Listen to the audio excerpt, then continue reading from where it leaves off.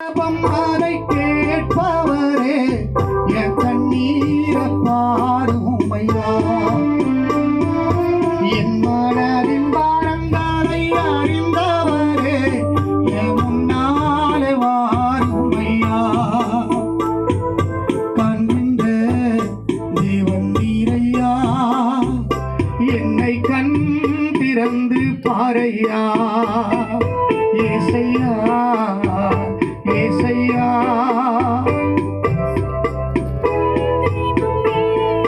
சொல்லலாமே. ஏழை எந்தன் ஜெபம் அதை கேட்பவரே கண்ணீரை பாரும் ஐயா.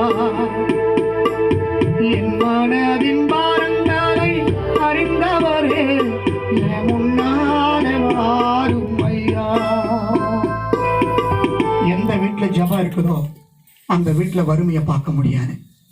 எந்த வீட்டில் ஜெபம் அதிகமாக இருக்குதோ அந்த வீட்டில் சண்டையை பார்க்க முடியாது. எந்த வீட்டில் ஜெபம் அதிகமாக இருக்குதோ அந்த வீட்டில் கஷ்டத்தை நிறைய பார்க்க முடியாது. தெரியுமா? ஜார்ஜ் முல்லர், ஒரு மிஷனரி, தேவ ஊழியர், மதிப்புக்குரிய ஐயா அவர்கள் ஒரு எடுத்துக்காட்டாய் நமக்கு இருக்கிறார். கிறிஸ்தவ வாழ்க்கையில மிஷனரியா வந்த தேவ மனிதர் அவர். யோசனை பண்ணி பாருங்க. நூற்றுக்கணக்கான ஜனங்களுக்கு நான் எப்படி சாப்பாடு கொடுப்பேன்னு சொல்லி கஷ்டப்பட்டு அவர் அழுது கொண்டிருந்தார். அந்த பிள்ளைகளுக்கு சாப்பாட்டை கொடுக்க ஜெபம் பண்ணி அந்த ஹாஸ்டலை நடத்தி வரேன்னு வாக்குத்தத்தமாய் அவர் தன்னுடைய புஸ்தகத்தில் அவர் எழுதுகிறார்.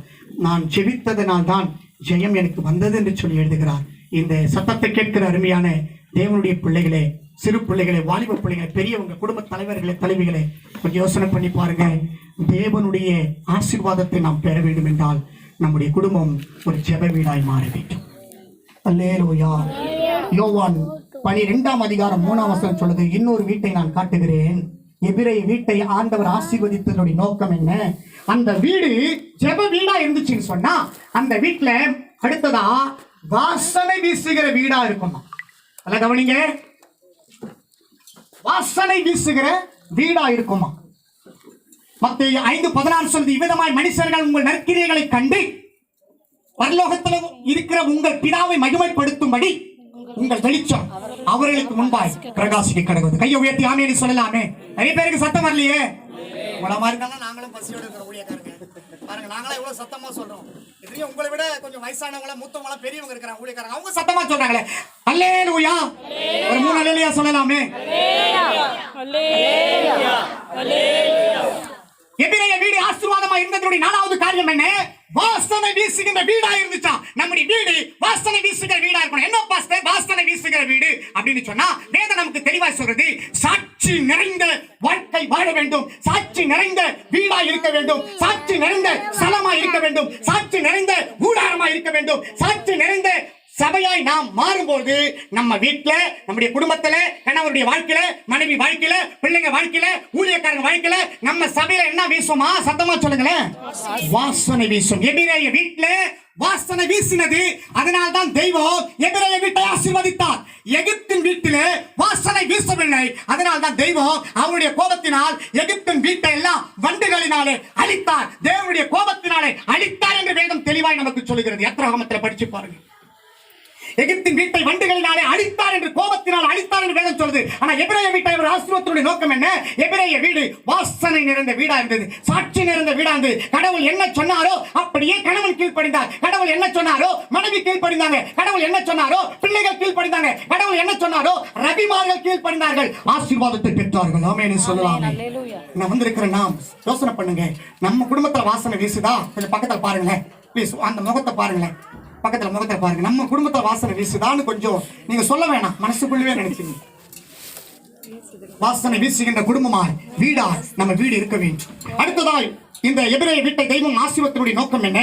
எந்த வீட்டுல வாசனை வீசுதோ, எந்த வீட்டுல சாட்சி இருக்குதோ, எந்த வீட்டுல ஒழுக்கம் இருக்குதோ, யோவான் நீதிமொழிகள் 24:3 சொல்லுது. நீதிமொழிகள் 24:3 சொல்லுது, அந்த வீடு ஞானத்தினால, விவேகத்தினால, அறிவினால நிறைந்த வீடா இருக்கும். ஆமென்னு சொல்லலாமே. அல்லேலூயா, அல்லேலூயா. வாசனை வீசுகின்ற வீடு எப்படி இருக்குமா? விவேகம் நிறைந்த வீடாய், அறிவு நிறைந்த வீடாய், புத்தி நிறைந்த வீடாய், ஞானம் நிறைந்த வீடாய் இருக்கும். வேதம் நமக்கு தெளிவாய் சொல்லுது.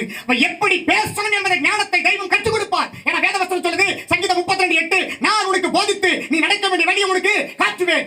உன்மேல் என் கண் வைத்து உனக்கு ஆலோசனை சொல்லுவேன். ஆமென் சொல்லலாமே. அல்லேலூயா. என் சகோதரனே, என் மகனே, என் மகளே, ஞானம் கூப்பிடுகிறது இல்லையா? அந்த நீதிமொழிகளை நிறைய ஞானத்தை பற்றி, அறிவை பற்றி, புத்தியை பற்றி, விவேகத்தை பற்றி நாம் பார்க்கிறோம். எந்த வீட்டுல வாசனை வீசுதோ அந்த வீடு விவேகமா இருப்பாங்க. அவங்க பேசுற பேச்சு விவேகமா இருக்கும். அவங்க நடந்து கொள்கிற காரியம் ஞானமா இருக்கும். பொறுமை அவங்களுக்கு வந்துடும், அறிவு அவங்களுக்கு வந்துடும். நல்லா கவனிங்க. விலங்குகளுக்கு, மிருகங்களுக்கு 5 அறிவுகள் நம்ம எல்லாருக்கும் தெரிஞ்சது. உலகத்தில் இருக்கிற மனிதர்களுக்கு 6 அறிவுகள். ஆனா ரட்சிக்கப்பட்ட நமக்கு 7 அறிவு. ஒத்துக்கிறீங்களா? 7 அறிவு உள்ளவங்க ஒரு கையை உயர்த்தி ஒரு அல்லேலூயா சொல்லலாம். சிரிச்சா மாதிரி தான் சொல்லுங்களேன். அல்லேலூயா. நல்லா கவனிங்க. விலங்குகளுக்கு, மிருகத்துக்கு 5 அறிவு. உலகத்தில் இருக்கிற படைக்கப்பட்ட அத்தனை ஜனங்களுக்கு 6 அறிவு. விசேஷத்துவமாய் புதிய பிறவியாய் மறுபிறப்பு அடைந்திருக்கிற நமக்கு 7 அறிவை தெய்வம் கொடுத்திருக்கிறார். அந்த 7 அறிவு, ஞானம் என்கிற அறிவு, விவேகம், புத்தி எல்லாம் சேர்ந்து நம்மை நடத்தி கொண்டிருக்கிறது. ஆமென் சொல்லலாமே. அல்லேலூயா. அல்லேலூயா. எப்படி என் குடும்பத்தை நடத்தணும் ஆண்டவர் ஞானத்தை கொடுப்பார். எப்படி என் மனைவியாண்ட பேசணும் ஞானத்தை கொடுப்பார். எப்படி என் புருஷனாண்ட பேசணும் ஞானத்தை கொடுப்பார். எப்படி என் பிள்ளைகளாண்ட பேசணும் நடந்துக்கணும் ஞானத்தை கொடுப்பார். அந்த ஞானம் இல்லாதனால்தான் நிறைய குடும்பத்துல கணவன் மனைவிக்குள்ள சண்டை. விவேகம் இல்லாதனால, அந்த வேத அறிவு இல்லாதனால, கடவுளுக்கு கொடுக்கிற முதலிடம் கொடுக்கறதுனால தான் அநேக குடும்பத்துல பிரச்சனை, போராட்டம். காரணம் என்ன? ஞானம் கிரியை செய்யவில்லை, விவேகம் கிரியை செய்யவில்லை, அறிவு கிரியை செய்யவில்லை, புத்தி கிரியை செய்யவில்லை. விவேகம், ஞானம், அறிவு, புத்தி இவைகளின் படி நாம் நடந்தோமானால், வார்த்தையை கடைபிடித்து வாழ்ந்தோமானால் நம்ம குடும்பத்துல வாசனை வீசும். ஆமென் சொல்லலாமே. ஞானம் நிறைந்த வீடாய் நம்முடைய வீடு இருக்க வேண்டும். இப்படி இருந்தால்தான் எபிரேய குடும்பத்தை கடவுள் என்ன பண்ணாரா? ஆசீர்வதித்தார். அடுத்தது ஒரு வீட்டை, ஒரு 3 வீட்டை காட்டி நான் முடிக்கிறேன். 2 சாமுவேல் 23:5. 2 சாமுவேல் 23:5. திட்டம் பண்ணுகிற வீடாயிரு. எபிரேய வீடு எப்படி இருந்துச்சா? திட்டம் பண்ணுகிற வீடு. ஒரு சின்ன ஒரு வீட்டை கட்டுறதுக்கு கூட எவ்வளவு இன்ஜினியர் வச்சு பிளானிங். இந்த வீட்டை கட்டுறதுக்கு அருமையான சகோதரர் இன்ஜினியரிங் ஐயா அவங்க தனசேகர் வந்திருக்கிறாங்க. அவர் எவ்வளவு பிளான்லாம் காட்டினார் ஆரம்பத்துல. இப்படி கட்டணும், இந்த இடத்துல அறை வரணும், இந்த இடத்துல ஹால் வரணும், இந்த இடத்துல பாத்ரூம் வரணும், இந்த இடத்துல டாய்லெட் வரணும், இந்த இடத்துல போர்ச்சிகோ வரணும், இந்த இடத்துல இது வைக்கணும், இப்படி ஒரு ரூம் வைக்கலாம், இந்த ரூம் வைக்கலாம், இப்படி நிறைய அறைகளை அவர் காட்டினாரு, பிளான்களை சொன்னார். அதை விட நல்லா கவனிங்க.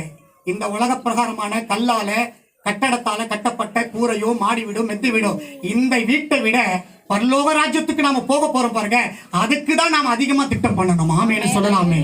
அல்லேலூயா. அல்லேலூயா. இந்த வீட்டை பிளான் பண்ணி கட்டிட்டோம். ஆண்டவர் இத்தனை நாட்கள்ல இத்தனை மாசங்களே தெய்வத்துடைய கிருபையினால தயவினால உதவி செஞ்சு முடிச்சிட்டோம். ஆனால் சீக்கிரமா இது முடிஞ்சிச்சு. இது உலக வீடு. பரலோக ராஜ்யத்துக்கு போக வேண்டிய இந்த நல்ல கவனிங்க, உன்னதத்துக்கு பரலோக ராஜ்யத்துக்கு போக வேண்டிய இந்த வீட்டை நீங்கள நானும் அறைகளினால, நம்முடைய வீட்டை வாசனையினால, ஞானத்தினால நிரப்பணுமா? 3 அறை இருக்கிறது. நல்லா கவனிங்க. பரலோக ராஜ்யத்துக்கு போனோம்னா 3 அறை இருக்குது. அந்த 3 அறைகளில வாசனை வீசணும், பிளான் பண்ணணும். என்ன 3 அறைன்னு சொன்னா, நம்பர் 1, மனுஷனுக்கு தெய்வம் 3ஆ பிரித்து வைத்திருக்கிறார். நம்பர் 1 ஆவி, ஆத்துமா, சரீரம். ஆவி என்பது யோவான் 6:63 சொல்லுகிறது, நாம் பேசுகிற பேச்சோடு வார்த்தையோடு சம்பந்தமா இருக்கிறதுன்னு சொன்னா, அப்ப ஆவியை நாம் எப்படி இருக்கணுமா? பரிசுத்தமாய், வார்த்தையை பரிசுத்தமாய் காத்துக்கொள்ளணுமா? நம்முடைய அறையை பரிசுத்தமாய் காத்துக்கொள்ளணும். இந்த ரூம்ல ஒரு வாஷிங் மிஷின் வைக்கணும், இந்த ரூம்ல ஃப்ரிட்ஜ் வைக்கணும், இந்த ரூம்ல இப்படி செல்ஃப் வைக்கணும், அப்படிலாம் பிளான் பண்ணி இந்த வீட்டை கட்டிட்டோம். உலக வீடு இது என்னைக்கு இருந்தாலும் நிரந்தரம் இல்லை, என்றைக்கு இருந்தாலும் அழிந்து போகின்ற காரியம் தான், மண்ணு தான், இலவசம் தான் சொல்லுது. ஆனால் பரலோக ராஜ்யத்துக்கு போக வேண்டிய இந்த வீட்டை 3 அறைகளை பத்திரமாய் பாதுகாக்க வேண்டும். அதுல முதல் அறை ஆவி, வார்த்தை, பேசுற பேச்சு. நம்முடைய பேச்சு எப்படி இருக்குதோ அதை பொறுத்துதான் தெய்வம் நம்மளை பரலோகத்துக்கு அழைத்து கொண்டு போவார். குறை இருக்குதா? கேள்வி இருக்குதா? கிண்டல் இருக்குதா? அடில் தடிலோடு பேசுறோமா? சமாதானம் இல்லாத பேசுறோமா? அநேக பொறாமையோடு, வைராக்கியத்தோடு, கசப்போடு பேசுறோமா? நம்முடைய பேச்சு எப்படி இருக்குது? உலகத்துல சொல்லுவாங்க, நல்லா கவனிங்க, உதட்டுல பாசத்தையும் பல்லுலைய விஷத்தை வைப்பாங்க. உதட்டுல பாசம், பல்லுல பகை வைப்பாங்களாம். அப்ப இன்னைக்கு உலகம் எப்படி நம்மளோடு பழகி கொண்டிருக்குதா? பல்லுல பகையும் உதட்டுல பாசத்தோடு பழகி கொண்டிருக்கிறது. ரட்சிக்கப்படாதவங்க அப்படி இருக்கலாம், ரட்சிக்கப்பட்ட நாம் அப்படி இருக்க கூடாது. கையை தட்டி ஆமென் சொல்லலாமே. அல்லேலூயா. அல்லேலூயா. எப்படி இருக்கணுமா? வைராக்கியம் இல்லாத, கசப்பு இல்லாத, கோபம் இல்லாம, முறுமுறுப்பு இல்லாம, கேலி இல்லாம, கிண்டல் இல்லாம, கெட்ட வார்த்தைகள் பேசாத நம்முடைய அறையாகிய முதல் அறையை, பேச்சை, நம்முடைய வார்த்தையை பரிசுத்தமாய் காத்துக்கொண்டோமானால் ராஜ்யத்துக்கு போறதுக்கு முதல் விசா. ஆமென் சொல்லலாமே. அல்லேலூயா. இரண்டாவது ராஜ்யத்துக்கு போறதுக்கு இருதயத்தை நாம் எப்படி சொல்லுமா?